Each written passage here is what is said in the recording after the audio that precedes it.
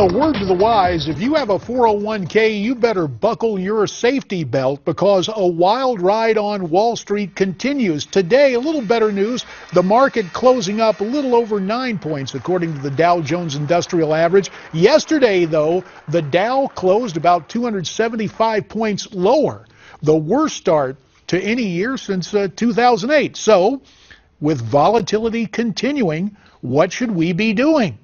Let's talk to a man who's got an idea or two. The CEO of Euro Pacific Capital, Peter Schiff.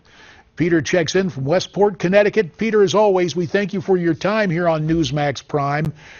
What about this volatility? What does it portend for the immediate future? Well, I think nothing good. You know, we are already in or rapidly heading into a recession. Corporate earnings are already falling. Stocks are way overvalued and companies are way over leveraged. So there really is nothing to support this market until the Fed acknowledges how weak the economy really is and admits that it's not going to be raising rates, but lowering them back down to zero and launching another round of quantitative easing. But absent that, I really don't see what prevents the market from continuing to decline.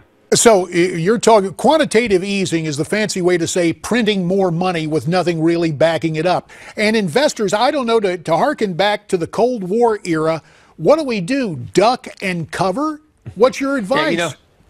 A former Fed official was on television earlier today basically admitting that the Federal Reserve engineered this stock market rally, and there's nothing real behind it. It was just their attempt to create a phony wealth effect. Well, that phony wealth is going to go away, just like the phony wealth went away in the housing bubble or the dot-com bubble. We never had a real recovery. We had a Fed-inflated bubble, and now they're actually admitting that. So I think it's very dangerous right now in the market. I do think the Fed is going to save the market, but sacrifice the dollar in the process. So the real crisis that's coming is not going to be a repeat of the financial crisis, but something even worse, a dollar crisis and even a sovereign debt crisis. Man, when we get there, bottom line is with bubbles on Wall Street or elsewhere, we end up taking a bath, and it sounds like a tough one's coming our way. Peter Schiff, as always, we appreciate your insights and analysis on the economy.